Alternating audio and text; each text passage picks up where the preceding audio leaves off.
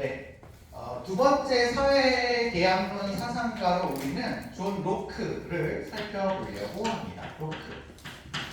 로크. 사실 이 로크 선생님이 시민혁명의 기원이 되어진 사회계약서의 기본적인 내용을 다 담고 있는 그런 사람이라고 생각하시면 되겠고, 사회계약서를 어떻게 생각하면 메인이다 이렇게 보셔도 되겠습니다. 우리는 시험 문제에서 홉스랑 비교하기 위해서 홉스를 자꾸 가지고 오지만 홉스보다는 사실은 로크가 더 시민혁명에 많은 영향을 준 사상가죠. 자연 상태를 일단 이분도 설정을 합니다. 이분이 설정하는 자연 상태라고 하는 것에서 얘는 자연권에 대해서 이렇게 표현을 해요. 자연권은 이제 하늘로부터 부여받은 인간의 자유, 생명,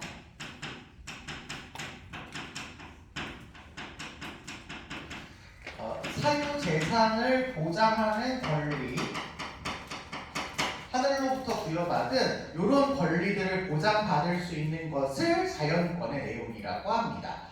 그러면요, 여러분 우리 중요한 게 하나가 생각나야 돼. 얘는 사유재산이라고 하는 권한이 자연 상태에서 있다고 봐야 돼, 없다고 봐야 돼? 있다고 봐야 되죠. 재산을 사적으로 소유할 수 있는 권리, 사적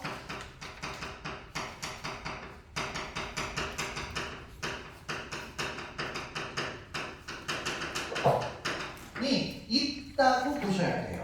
홉스는 있다 그랬어요? 없다 그랬어요?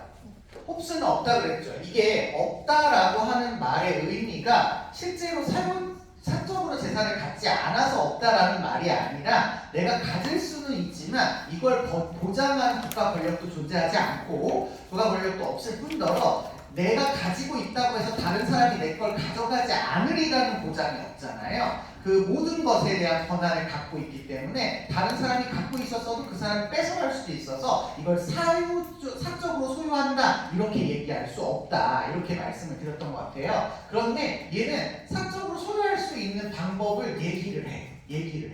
이게 우리 예전에 배웠던, 이걸 어떻게 해야 되죠? 이렇게 할까요? 배웠던 노직 선생님의 얘기예요. 노직 선생님이 이 로크의 그 재산 소유 방식을 가지고 와서 설명을 한 거야. 우리 기억나죠? 노직 선생님 어떻게 해서 재산을 가질 수 있냐면 자연물은 내 거가 아니야. 공유의 자원이야. 공유의 자원인데 그 자연물에 우리의 뭘 투여해서? 노동을 투여해서 그걸 얻으면 그건 뭐 누구 거가 된다. 내 거가 된다. 이런 얘기 하셨잖아. 그 얘기를 원래는 누가 했다는 거야? 로크가 했다는 거야. 다만 그 동안에 그 과정에 다른 사람한테 뭘 주면 안 돼? 피해를 주면 안 돼. 다른 사람의 권리를 침해하면 안 돼. 라는 얘기도 했죠. 그 얘기까지 로크가 한 거예요. 아셨죠? 그래서 그렇게 해서 이 사람은 사유재산이 발생할 수 있다. 이렇게 보고 있고, 그런 자연권이 존재를 하고, 천부인권적 자연권이 존재를 하고, 이 자연권을 잘 보장하기 위해서 이성으로 파악하는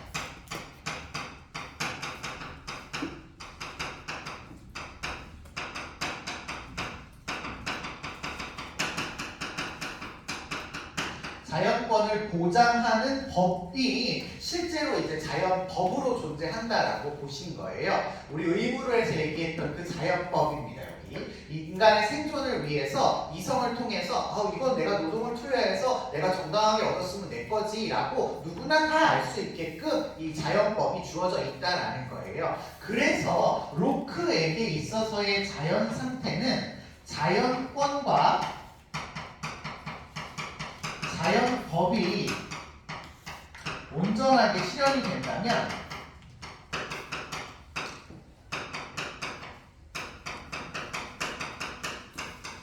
이때는 절대로 전쟁 상태가 아니에요. 전쟁 상태가 아니고 자유롭고 평화로운 상태 이렇게 표현합니다.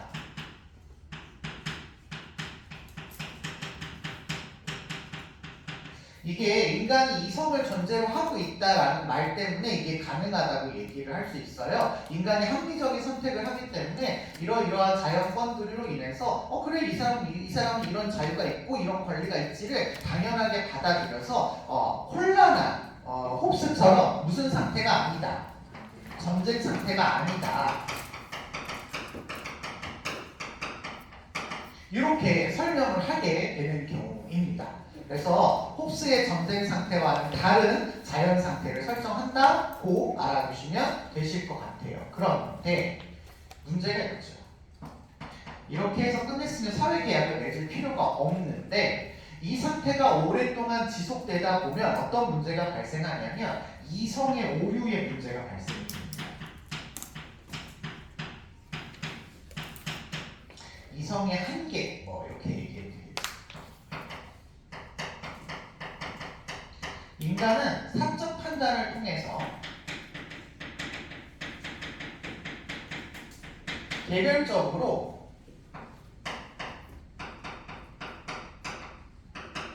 합리적인 선택을 하면서 살아요.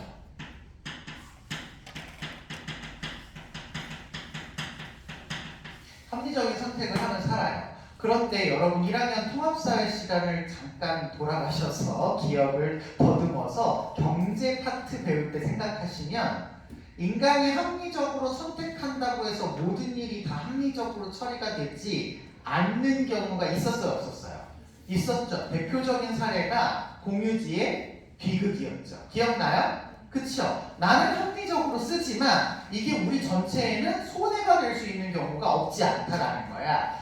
나는 합리적이라고 생각을 해가지고 이성을 판단해가지고 내 결정을 내렸어. 나의 선택에 따라서. 그런데 다른 사람의 선택에 따르면 나의 선택이 비합리적일 수가 있게 되는 경우가 있어서 이런 경우에 사람들한테 갈등이나 분쟁이 유발한다.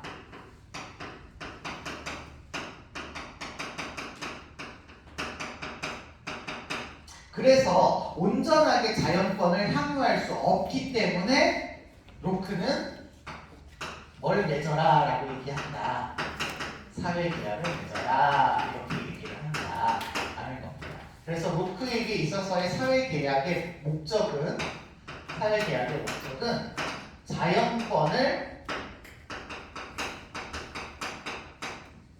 온전하게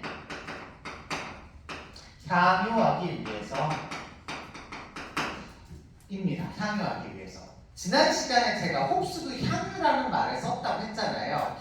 기억날까요? 홉스가 자연 상태에서 자연권을 향유하나 온전하게 보장받지 못한다 이렇게 설명했거든. 내용은 똑같은데 이분은 자연 상태에서 자연권을 온전하게 향유하지 못해서 사회계약을 맺어라. 내용은 똑같은데 말을 조금 다르게 해요. 말을 조금 다르게 하니까 이걸 기억해 주시고 그렇기 때문에 이 아이는 사회계약을 맺는데 그러니까 홉스처럼 불안한 이 자연 상태를 완전히 뒤집어 엎고 새로운 사회계약 상태로 나아가는 게 아니고 어쨌든 자연법이 온전하게 잘 보장되기만 하면 평화로운 상태가 되는데 그것을 보장하지 못하는 게 이성의 한계잖아요. 즉 사적 판단을 통해서 모든 개인들이 개인적인 합리적인 선택만 하고 공동으로 이걸 공정하게 처리해 줄 수 있는 기준이 없기 때문에 온전한 자연권을 누리지 못하는 거니까 완전하게 내 권리를 몽땅 양도할 필요가 없어지게 되는 겁니다. 자신의 권리를 다 양도하지 말고 분쟁이 발생했을 때 공정하게 해결해 줄 수 있는 국가 권력만 있으면 돼요.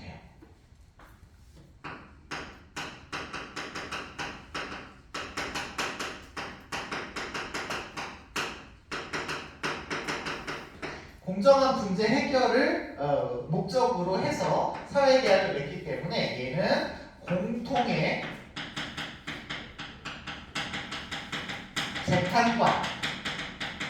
공통의 재판관이라고 하는 것을 만들어서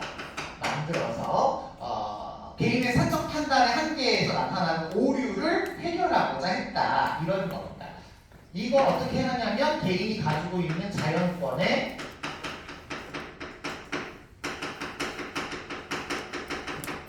일부를 정치권과 관련된 일부를 신탁 믿고 맡기는 형태로 이걸 형성하게 됩니다. 우리 지난 시간에 홉스는 내가 가지고 있는 권력을 몽땅 이하야한테 위임하는 이 계약을 뭐라고 불렸지? 약이라고 했잖아. 그치? 홉스는 신약이라는 표현을 쓰는데 얘는 신탁이라는 표현을 써요. 신탁은 우리 광고나 TV나 간판에서 좀 많이 봤어. 무슨 한국투자신탁, 미래신탁은행 뭐 이런 거 있잖아요. 그때 나오는 신탁이거든요. 신탁 여러분 뭐냐면 내가 돈을 가지고 있어. 근데 이 돈을 뭔가 그냥 놔두기에는 좀 아깝다 이거야. 그래가지고 이걸 잘 투자하는 기관에다가 내 돈을 맡겨요. 맡겨가지고 내 돈 맡겼으니까 이것 좀 불려줘 라고 이렇게 요청을 하는 거죠. 그러면 내가 얘한테 돈을 사용할 수 있는 권리를 준 거야. 사용할 수 있는 권리를 준 거야. 하지만 이 돈의 실질적 소유주는 누구야? 나인 거죠. 소유주는 나지만 나의 권한을 얘한테 일부 주어서 얘가 사용할 수 있게만 하는 거야. 그래서 만약에 그 사용 목적에 따라서 잘 사용하지 않으면 이 권리를 다시 뭐 할 수도 있어. 그게 왜냐하면 내가 뭘 갖고 있기 때문이야? 소유권을 갖고 있기 때문이야. 이해되시죠? 그러한 형태를 얘는 뭐라고 불렀다? 신탁이라고 불렀다는 거야. 공동의 재판관으로서 공정하게 일 처리만 해주고 분쟁을 해결해주는 역할만 하면 되기 때문에 굳이 내 권력을 몽땅 양도해가지고 절대 권력을 형성해서 이럴 필요가 없다는 거지. 그러니 일단 얘는 내 자연권을 함부로 누구한테 양도를 안 해. 안 하고 내 자연권을 맡겨서 대신 이렇게 정치해주는 형태. 우리 이걸 무슨 죄라고 하냐면 대의죄 이렇게 표현하죠. 대의제 대신해서 너가 돈 굴려봐, 주식 굴려봐 뭐 이런 식으로 맡기는 거야. 주인은 누구야? 나야 나. 아셨죠? 주인은 나야. 소유권은 개인에게 있는 거고 이걸 사용할 수 있는 권한만 양도하는 거야. 이렇게 보시면 돼요. 일부만 양도하는 겁니다. 그때 로크가 이야기한 그 양도한다라고 하는 계약의 형태, 계약 다른 말로 동의의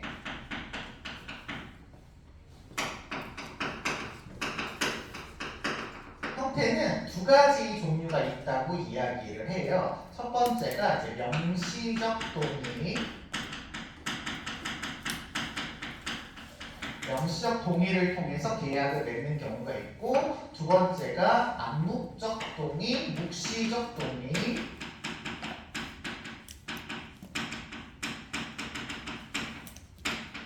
가 있는데 명시적 동의는 말 그대로 밝은 명자에 볼 시자야. 눈이 밝게 보인다라는 거죠. 계약을 직접 하는 겁니다.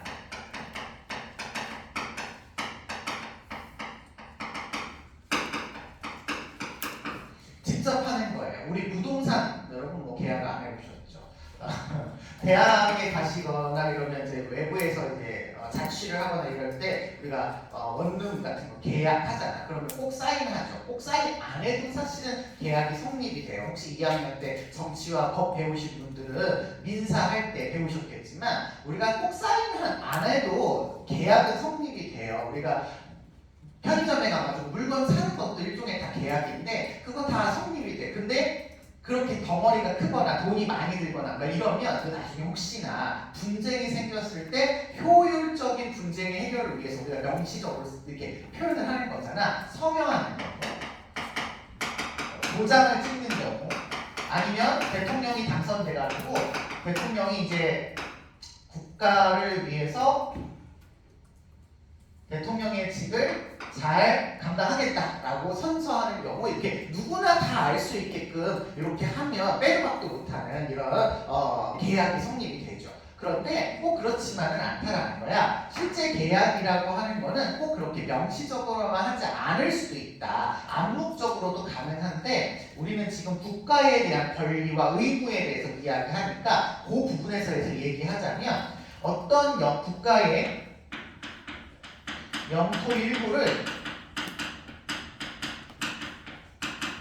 소유하거나 점유하거나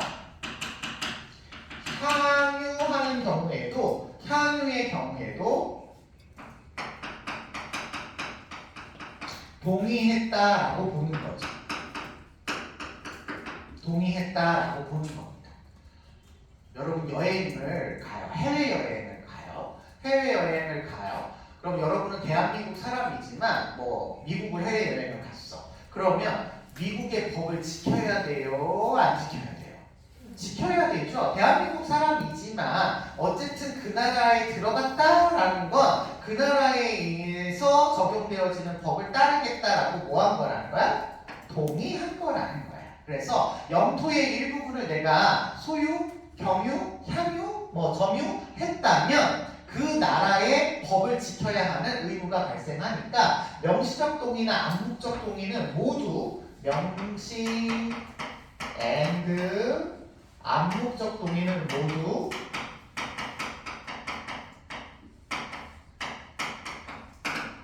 정치적인 국민의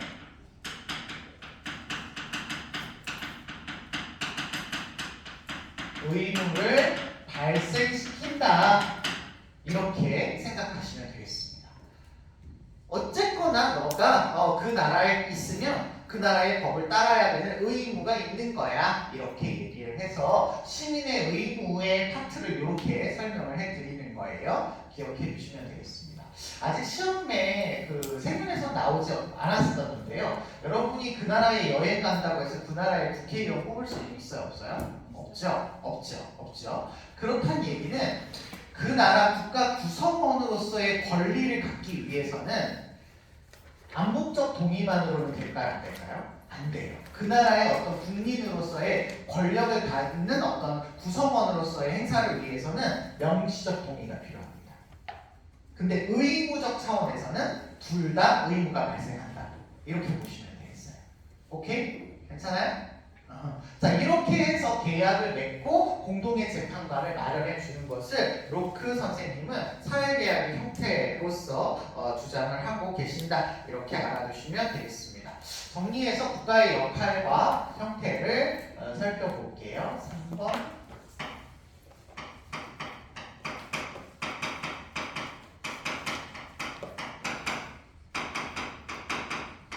네, 결론으로 이야기하자면 입헌군주제와 같은 형태인데요. 반드시 입헌군주제일 필요는 없습니다만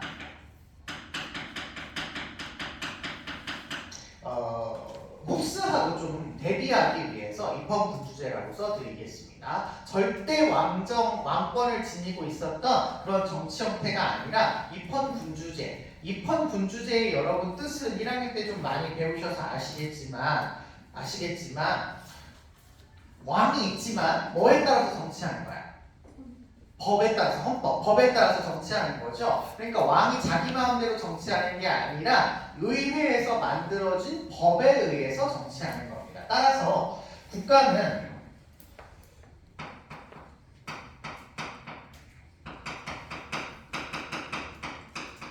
신탁된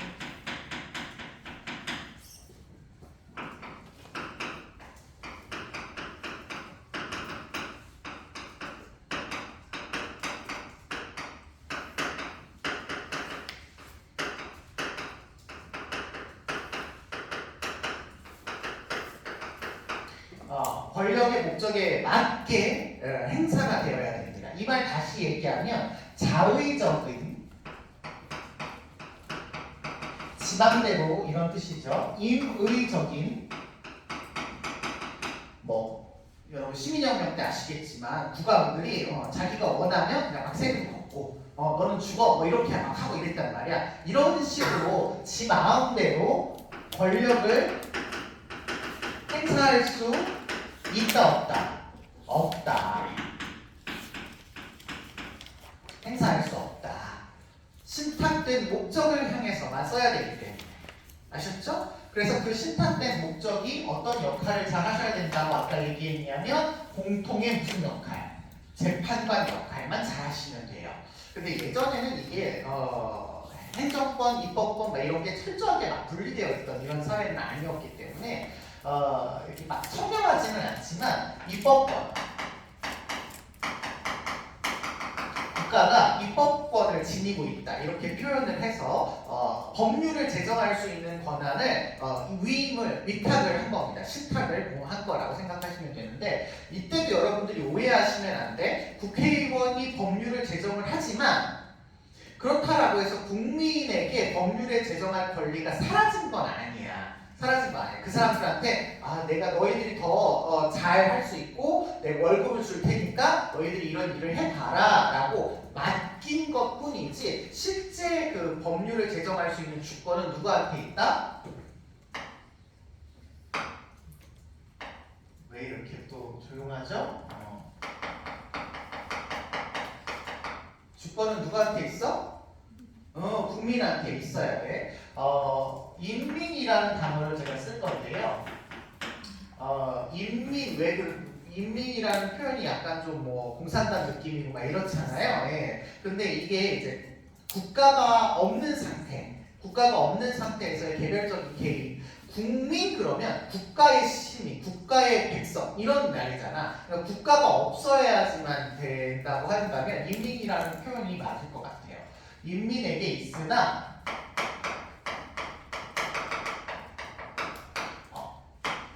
법률을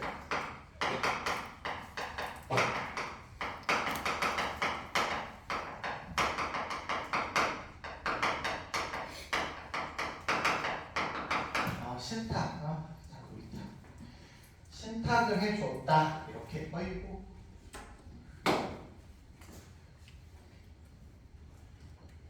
이걸 지워주시면 나오네. 이런 훌륭한 사람인데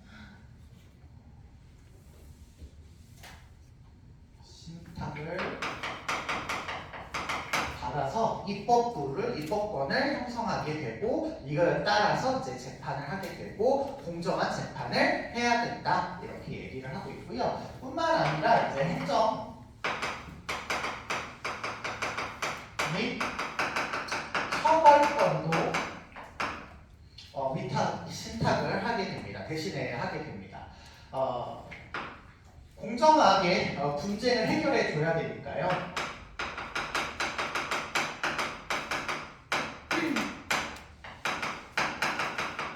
분쟁과 갈등을 잘 해결하기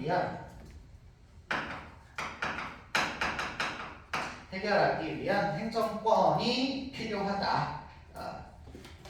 그 다음에 두 번째, 요게 이제 언젠가 시험 문제에 나왔던 적이 있었던 것 같은데 외국인, 계약자들을 보호하기 위해서 외국인에 대한 처벌권을 지닙니다.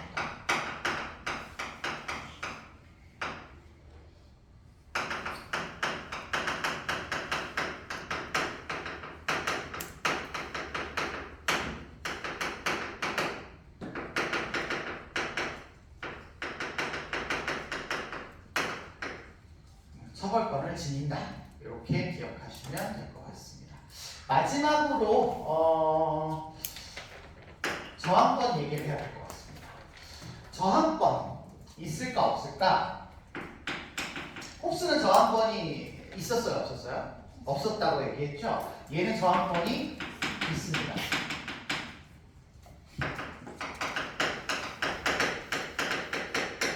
당연히 국가에게 신탁한 그런 권리가 우리가 맡겨진 어떤 목적대로 쓰여지지 않고 지 맘대로 사용되면 당연히 그 권리를 뭐 할 수 있어? 회수할 수 있게 되는 거죠.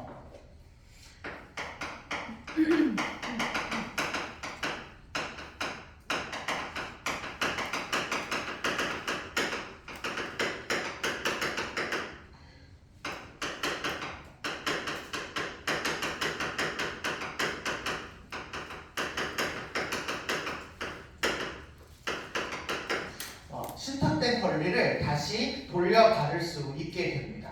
그러면 통치할 수 있는 그 권한이 다시 누구에게로 돌아가요? 인민에게로 돌아가는 거죠. 신탁된 권력이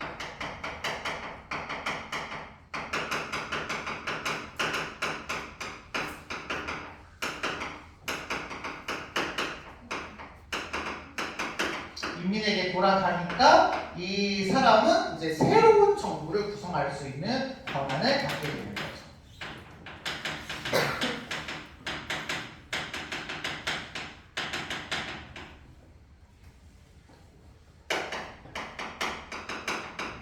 발생이라고 해야 되나? 아무튼 생겨난다 이렇게 보시면 될 것 같습니다. 그래서 로크는 내가 권한 자체를 다 넘긴 게 아니고 일부 사용권을 양도한 거기 때문에 그 아이가 제대로 정치 권력을 사용하지 못하면 다시 회수해서 새로운 사람한테 그 권리를 줄 수 있다 이렇게 얘기를 하고 계시는 거죠. 그래서 우리나라도 뭐 아시겠지만 대통령이나 국회의원 사람 같은 분들을 우리가 대신 뽑아서 정치를 하잖아요. 그래서 잘 우리의 뜻에 맞게 하라고 하면서 만약에 잘 못하게 되면 국회의원을 탄핵한다든지 대통령을 탄핵한다든지 이런 일들을 할 수 있게 되는 저항권의 내용이 헌법에 들어있게 되는 거라고 보시면 되겠습니다. 이런 내용이 이제 처음 말씀하신 분이 이 로크다라고 보시면 되겠어요. 마지막 사회 개혁 사상가인 루소 이야기를 해볼까 합니다. 장자크 루소. 원래 제가 공통점을 파란색으로 썼었는데 그 베카리아 때문에 조금 헷갈릴까봐 공통점을 보라색이라고 생각해 주시고 그리고 루소를 파란색이라고 생각해 주시면 좋겠습니다. 자, 루소도 일단 자연 상태를 설정을 해요. 그런데 루소는 앞에 있는 사람들하고는 좀 차원이 굉장히 많이 다릅니다. 홉스나 로크는 다 영국 사람이야. 그래서 비슷한 개념으로 얘기를 하면서 자기 주장들을 얘기하거든. 근데 루소는 프랑스 사람입니다. 그래서 조금 다른 개념으로 설명을 하기 때문에 얘는 좀 다르다 이렇게 봐주시면 좋겠어요. 자연 상태에서 자연권을 누리면서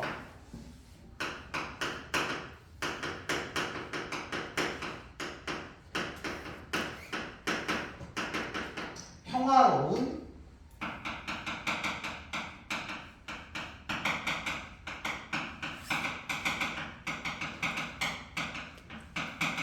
목가적이라는 표현을 쓰는데 이게 시골 마을스럽다 뭐 이런 의미야. 나무로 집을 지었다 이런 얘기거든요. 되게 평화로운데 시골에 한적한 그런 평화로움 있죠. 그런 걸 얘기해요. 이게 이제 자연권을 지니고 있으면서 뭔가 평화로운 상태를 얘기하고 있어서 역시 홉스와 같이 자연 상태를 무슨 상태로 보지 않는다. 전쟁 상태로 보지 않는다. 요걸 기억하시면 좋겠고 루소가 비판할 때 홉스가 얘기하는 이 자연 상태가 전쟁 상태다라고 비판할 때 전쟁이라는 말이 틀렸다고 얘기해요. 전쟁이라는 말은 나라와 나라 간의 어떤 갈등이 일어났을 때 전쟁이라고 하는데 자연 상태에서 나라가 없는데 어떻게 전쟁이냐 이럴 수 없다 뭐 이렇게 표현을 해서 그 자연 상태는 결코 전쟁 상태가 아니다 이렇게 얘기하기도 합니다. 그래서 어쨌든 개인은 자유롭고 평화롭게 잘 지내고 있고요. 여기 목가적이라고 하는 표현에서 여러분 기억해 줄 말이 루소의 자연 상태는 앞에 있는 두 사람하고는 다르게 자원이 부족하지 않은 자연 상태입니다. 그러니까 사람이 인구수가 많지 않은 걸 상상을 하셨어 루소는. 사실 이게 뒤에도 나오겠지만 우리 전체 지구적으로 본다면 먹을 게 부족하니 안 부족하니? 안 부족해. 근데 어떤 사람은 굶주림으로 이렇게 못 먹게 되는 이유는 결국 이게 고르게 분배되지 못했고 어느 지역에 편중되어 있고 뭐 이런 것 때문인 거잖아요. 루소는 약간 그런 식으로 생각을 하셨던 것 같아. 약간 신석기 시대처럼 우리가 인구수가 좀 많지 않아서 그냥 자연물들을 이용해서 자신들의 욕구를 충족하면서 살아가기에 충분한 재화가 있다고 봅니다. 충분한 재화가 있다고 봐요.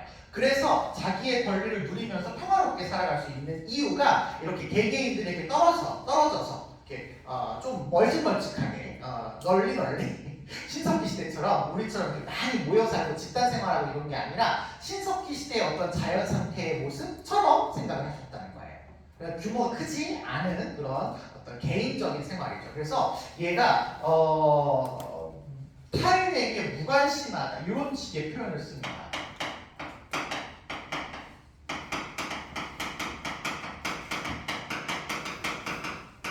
무관심한 상태다 이렇게 표현을 하고 있고요. 중요한 거 하나 더. 얘가 소유권이 없습니다.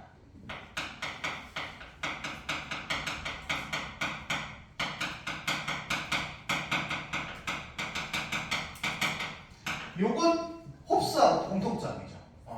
얘는 그냥 자연물이고 이 소유권이라고 하는 거는 권리로서 보장되는 것이기 때문에 자연 상태에서는 보장하는 주체가 없으니까 이거는 형성될 수 없다. 그렇다는 얘기는 역시 도덕적인 상태라고 할 수도 없는 거다.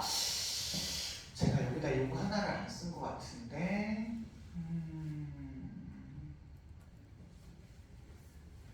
얘는 로크는 요 상태 있잖아요. 자연 상태 요 상태를 도덕적인 기준이 있는 상태라고 봅니다. 도덕적인 기준이 있는 상태예요. 요거 하나만 더 기억해 주시고 우리 나중에 교재 보면서 한 번 더 말씀을 드리도록 하겠습니다. 어쨌든 루소는 무도덕한 상태, 그냥 추석기야. 우리 보통 뭐 법이 생겨나고 이런 게 청동기에 계급사회가 생겨난 다음부터 막 8조 군법 막 이런 거 생겨나고 그러잖아요. 12표법, 로마의 12표법 이런 것들이 거의 청동기 이후, 철기 이후 막 이렇게 오잖아. 그 신석기 이전에는 그냥 막 자유롭다. 뭐 이렇게 이렇게 큰 세력이 존재하지 않고 평화로웠다. 뭐 이런 의미에서 약간 무도덕한 상태다. 이렇게 설명을 하고 있습니다. 그런데 이 사람은 사회계약이 아닌 사회상태라고 하는 거 하나를 더 설정합니다. 요거 사회계약 상태 아닙니다.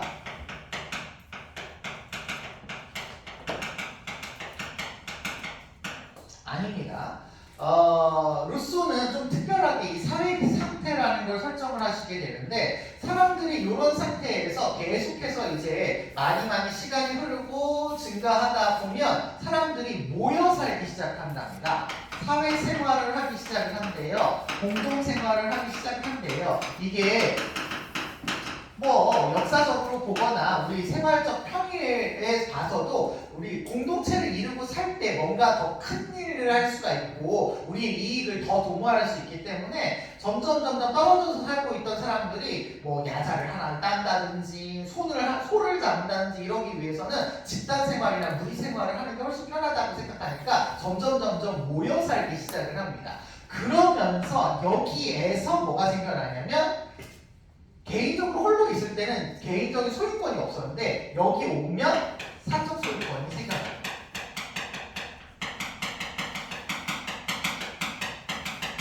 예전에는 내가 먹을 만큼 풍부하게 다 있기 때문에 이거 내 거야 이렇지 않아도 괜찮았었다는 거야. 그런데 모여 살기 시작하니까 이건 내 거고 이건 너 거야 라는 구별을 해야겠다라는 거죠. 그러면서 사유재산권이 생겨나게 되다 보면 결국은 누구는 가졌고 누구는 안 가졌고 라고 하는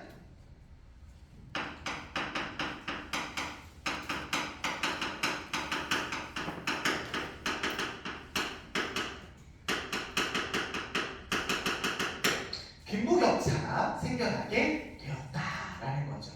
이건 다른 말로 이야기하면 사회적 불평등이 생겨나게 되었다라는 겁니다. 불평등이 생겨나게 되었다는 거예요. 그러고 시간이 더 지나잖아요. 그러면 이 부자인 사람들, 자기가 권력을 좀 더 가지고 있는 이 사람들은 자신의 권력을 정당화시키고 이게 계속 지속되기를 원하기 때문에 이거를 거의 고정시키기 위한 체제를 만들어 버려요. 강자들이 이제 법이나 제도를 만들어서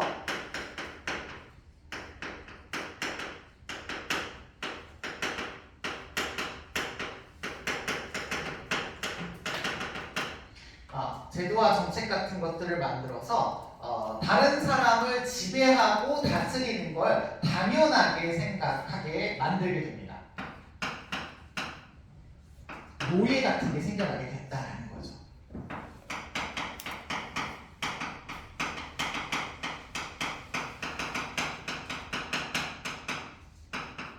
네.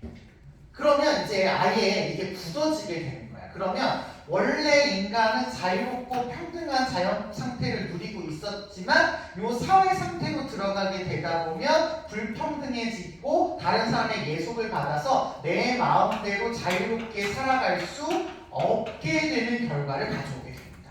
그래서 루소에게는 자연 상태는 나쁜 상태가 아니야.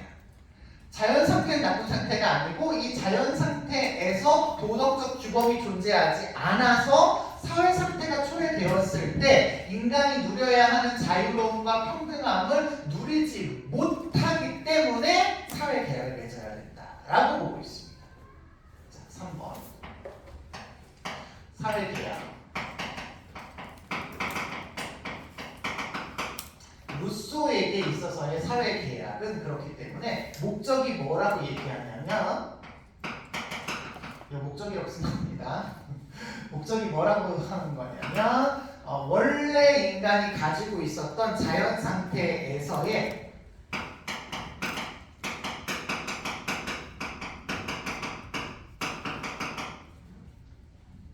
의를 쓸까? 그래서 의 자연적 자유 자연적 자유라고 했지만 여기 자유에는 자연권을 이야기하는 거라고 생각하시면 돼요. 자연적 자유를 회복하는 거죠. 회복하는 건데 뺏겼다가 다시 생긴 거라서 똑같은 자연적 자유가 아니고 이제는 보장을 받게 하는 자유야. 사회 계약을 맺어서 보장하는 자유잖아.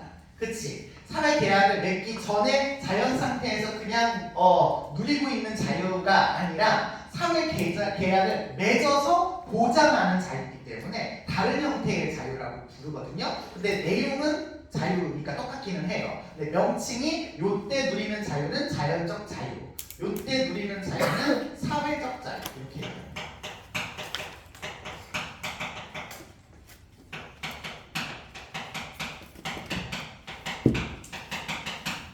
사회적 자유로 복원을 하는 것이 이제 목표다 이렇게 얘기할 수 있겠어요. 여러분 만약에 선지에 사회계약의 목적은 자연적 자유를 회복하는 게 목적이다 이렇게 얘기 나오면 틀립니다. 아셨죠? 자연적 자유를 회복하는 건 틀려요. 왜냐하면 이미 사회계약을 맺는다는 건 자연적이지 않다는 거야. 알겠지?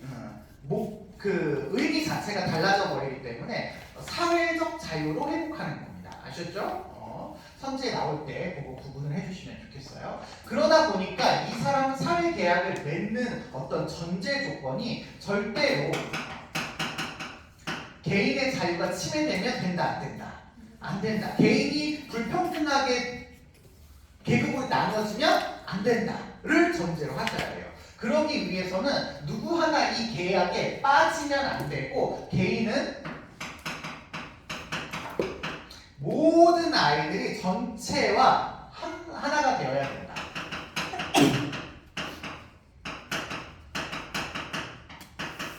전체와 연합을 해서 다 똑같은 상태로 만들어야 된다. 부자나 뭐 권력이 있는 사람이라는 사람들은 뭐 특별하게 뭘 나가고 이런 게 아니고 다 똑같이 연합을 하시고 타인에게 지배를 받으면 자유로워요, 부자유로워요? 부자유로워요. 그래서 자기 자신에게만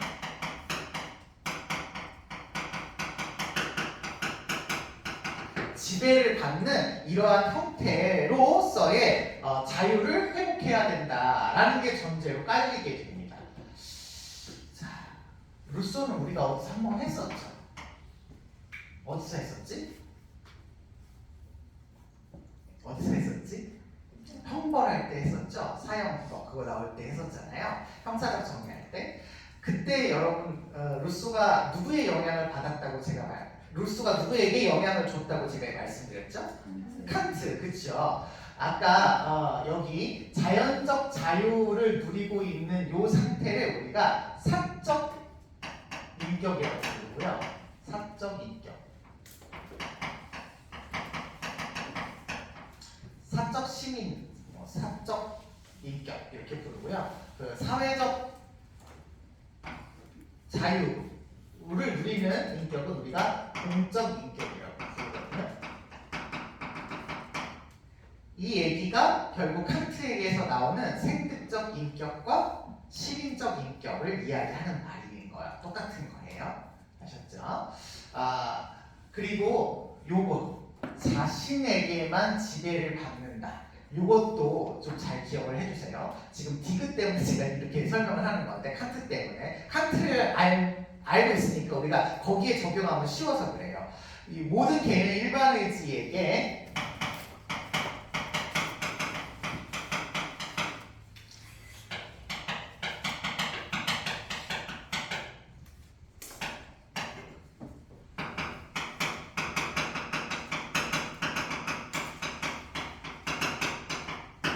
모든 권력을 양도하고 일반 의지의 지배 아래에 들어가게 됩니다. 여러분, 칸트는 인간이 자율적인 존재예요? 안 자유로운 존재예요? 자유로운 존재라고 하죠. 왜 자유로운 존재라고 하냐면 인간이 자기 마음대로 뭐든지 할 수 있어서 자유로운 존재가 아니라 인간이 본성과 욕구에 의해서 지배당하는 존재가 아니라 자기가 세운 도덕 법칙으로 그 법칙에 따라서 할 수 있는 존재니까 자유로운 존재라고 한다고. 그 얘기가 여기서 온 말이에요. 일반 의지에서 온 말입니다. 루소에게서 의지가 세 가지로 구분이 되는데 이거는 참고로 알아주세요. 전체 의지가 있고요. 전체 의지는 모든 사람들의 모든 의지를 전체 의지라고 해요. 그리고 특수 의지가 있습니다. 특수 의지는 개별 사람들이 원하는 의지, 그리고 일반 의지가 있습니다. 일반 의지는 제가 이렇게 설명했죠. A라고 하는 사람의 의지가 있어, B라고 하는 사람의 의지가 있어, C라고 하는 사람의 의지가 있어. 이렇게 얘기할 때 각각의 사람이 원하는 모든 의지를 다 합치면 이게 전체 의지야. 전체 의지고 이 사람이 가지고 있는 의지 중에서 요 사람만 가지는 의지 있죠? 요 부분은 이 사람의 특수 의지야. 요거 B의 특수 의지죠. 그쵸? 요 부분은 C의 특수 의지야. 그런데 이걸 빼니까 뭐가 남았어? 얘가 남았죠. 요거는 이 모든 사람들이 갖고 있는 공통의 의지가 일반 의지라고 했죠. 그러면 이 의지는 얘의 의지이기도 하고 얘의 의지이기도 하고 얘의 의지이기도 하다고 했잖아. 그러면 이 의지는 곧 자기 자신의 의지인 거고 그 곧 자기 자신의 의지에다가 모두 양도를 했다라고 하는 건 자기 자신에게 모두 권력을 양도했다라는 거고 얘가 얘를 지배한다면 자기가 자기를 지배하는 형태가 되기 때문에 타인에게 지배를 받지 않는 형태로서 자유로움을 뭐 할 수 있다는 거야? 회복할 수 있게 된다는 거야. 칸트 얘기로 하니까 조금 더 수월할 수 있겠죠. 이런 말들을 위해서 무슨 의지라는 말을 썼다는 거야? 일반 의지라는 말을 썼다는 거야. 자, 일반 의지라는 말은 일반 의지의 구속을 받는다는 얘기고 일반 의지의 구속을 받는다는 건 자기 본능이나 어떤 욕구에 따라서 자유롭게 행동하는 것이 아니라 사회적 자유 라고 해서 자기가 세운 공동의 의지에 의해서 지배를 받는 형태, 내 의지에 의해서 내가 지배를 받는 형태가 나타난다. 이렇게 생각을 해주시면 좋겠고요. 그렇기 때문에 이 일반 의지라고 하는 건 공통의 이익을 제가 좀 빨간색으로 쓰고 싶어요. 여러분 나중에 이거 비교하는 문제가 나왔을 때 이거 틀릴 수 있거든요. 이게 지금 여기는 국가 관련돼서만 지금 설명을 하고 있지만 이 얘기가 형사처벌과 관련해서 시험 문제가 안 나오지 않을 수 있어요. 나올 수 있단 말이야. 나온다고 했을 때 베카리아나 벤담은 공리주의잖아. 그러면 공공의 이익을 목적으로 형사처벌을 해요, 안 해요? 하지요. 루소도 사회 계약을 맺을 때 이 일반 의지가 A, B, C의 모두의 의지야. 모두의 의지니까 이 사람 모두의 이익을 위한 의지인 거야. 아셨죠? 그래서 공동의 이익, 공동의 선익을 실현하기 위한 의지라고도 얘기할 수가 있는 거죠. 아셨죠? 네. 괜찮아요?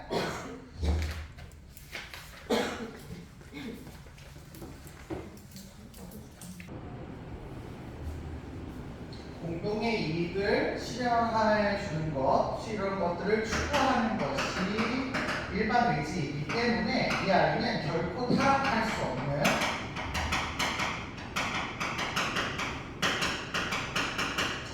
완전성을 지니고 있는 옳고 정당한 의지가 되겠습니다.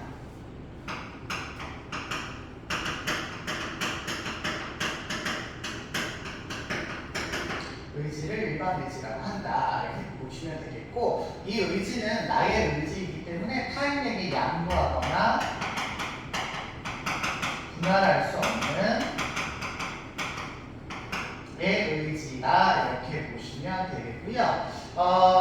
이러한 사회적 자유를 회복하기 위해서 이 나의 의지에 전면 양보를 합니다. 일반 의지에 여기 위에 쓰긴 했습니다만 한 번 더 쓸게요. 모든 권리를 이거 왜 또 썼냐면 이 말이 의미하는 바 때문인데, 모든 권리를 똑같이 다 양도를 하게 되면 A, B, C가 원래 가지고 있었던 어떤 크기가 다르더라도 이 일반 의지에 싹 다 양도를 해버리면 A, B, C가 평등해진다는 거예요. 평등을 회복한다라고 보는 거죠. 평등을 회복한다. 그러면 위에 있는 거 일반 의지의 지배를 받아서 사회적으로 내가 자유를 회복하니까 자유를 회복할 수 있겠고, 여기 일반 의지의 모든 권리를 양보하기 때문에 모든 사람들이 평등해지니까 평등을 다시 회복할 수 있겠다 이렇게 얘기할 수도 있을 것 같습니다. 그래서 이런 상태가 되면 개인은 주권자로서 사회적 자유를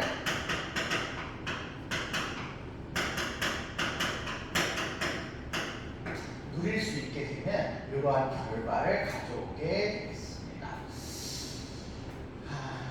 우리가 국가 형태를 좀 마지막으로 봐야 되는데요. 요거를 우리가 다음 시간에 살펴봐야 될 것 같아요. 일단 우리 여기까지만 보도록 하겠습니다.